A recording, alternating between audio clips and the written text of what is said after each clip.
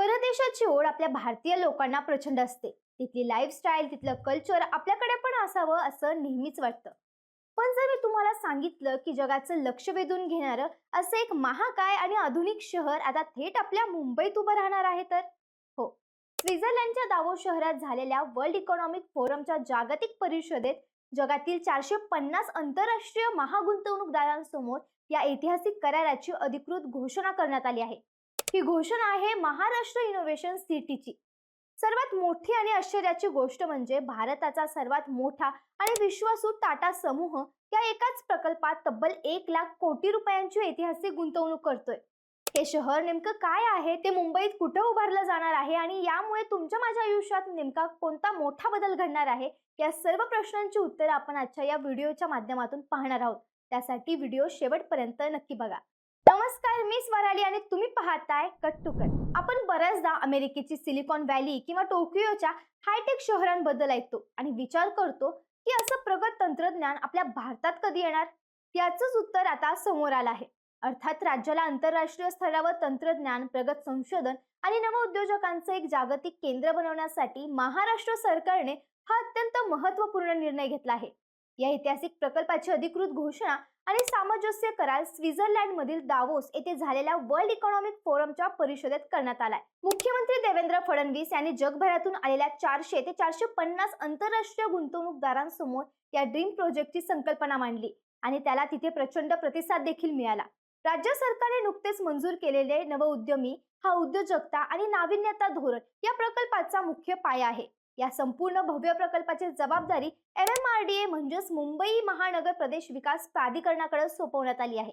या धोरणांतर्गतच मुंबई महानगर प्रदेशात सुमारे 300 एकरांच्या विस्तीर्ण परिसरामध्ये हे शहर साकारलं जाणार आहे. आता या जागतिक दर्जाच्या शहराचं नेमकं ठिकाण काय असेल, तर हे शहर मुंबई महानगर क्षेत्रात म्हणजेच तिसऱ्या मुंबईमध्ये नवी मुंबई आंतरराष्ट्रीय विमानतळाच्या आणि अटल सेतू पुलाच्या अगदी जवळ उभारण्यात येणार आहे.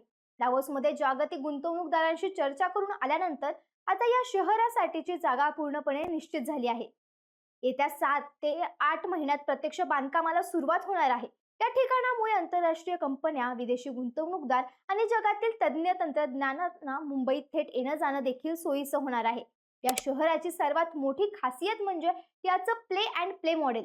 याचा अर्थ असा की जगातील कोणत्याही स्टार्टअपला किंवा मोठ्या कंपनीला स्वतःची पायाभूत सुविधा उभारण्यात वेळ वाया घालवावा लागणार नाही. ते तिथे येतील, थेट सिस्टीमला जोडले जातील आणि त्यांचं काम सुरू होऊ शकतील. गुंतवणुकीच्या बाबतीत बोलायचं झालं तर हा प्रकल्प देशातील आजवरच्या सर्वात मोठ्या गुंतवणुकींपैकी एक ठरणार आहे.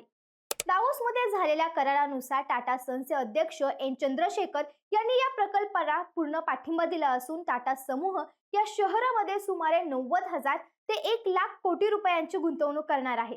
टाटा समूहाच्या या मोठ्या पावलामुळे जागतिक बाजारात महाराष्ट्राची पत कमालीची वाढली असून इतर अनेक आंतरराष्ट्रीय कंपन्यांनीही या इनोव्हेशन सिटीमध्ये गुंतवणूक करण्यासाठी प्रचंड रस दाखवला आहे.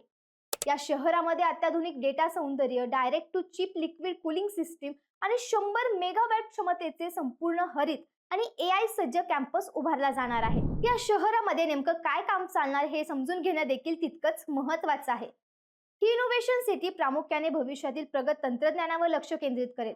यामध्ये AI, high performance computing, humanoid robots, AI automation, cyber सुरक्षा, क्रिप्टोग्राफी आणि सेमीकंडक्टर सेवांवर जागतिक दर्जाचं संशोधन केलं जाईल.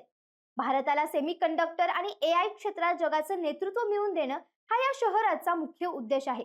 याशिवाय हवामान बदलाचा सामना करण्यासाठी पुढील पिढीतील अक्षय आणि हरित ऊर्जा उपायांवर देखील मोठ्या प्रमाणावर संशोधन केलं जाईल, ज्यामुळे जगाला भेडसावणाऱ्या समस्यांवर महाराष्ट्रातून उत्तरं देखील शोधले जातील. या प्रकल्पाची सर्वात सुंदर बाजू म्हणजे हा केवळ तंत्रज्ञानाचा हब नसून संशोधन, उद्योग आणि शिक्षण क्षेत्राचा एक अनोखा संगम ठरणार आहे.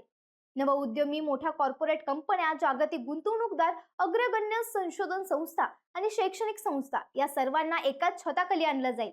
आंतरराष्ट्रीय कंपन्यांना आकर्षित करण्यासाठी येथे एक GCC पार्क म्हणजेच ग्लोबल कॅपॅबिलिटी सेंटर्स देखील विकसित केला जाणार आहे. हे सर्व घटक जेव्हा एकत्र येतील तेव्हा अशा काही नवीन संकल्पना आणि उत्पादनं जन्माला येतील. त्याचा फायदा केवळ महाराष्ट्राला नाही तर भारताला नाही तर संपूर्ण जगाला होणार आहे. या भव्य प्रकल्पाचा आणखी एक महत्त्वाचा भाग म्हणजे मुंबईला एक शाश्वत आणि पर्यावरणपूरक शहर बनवण्याचा सरकारचा संकल्प आहे. दावोस परिषदेत मुंबईला सर्क्युलर इकॉनॉमी शहर बनवण्याची घोषणा देखील करण्यात आली आहे. या अंतर्गत शहरातील घनकचरा, द्रव कचरा, वैद्यकीय कचरा, इलेक्ट्रॉनिक कचरा आणि बांधकामाचा कचरा गोळा करून त्यावर अत्याधुनिक तंत्रज्ञानाने प्रक्रिया केली जाईल आणि तो पूर्ण वापरासाठी योग्य बनवला जाईल.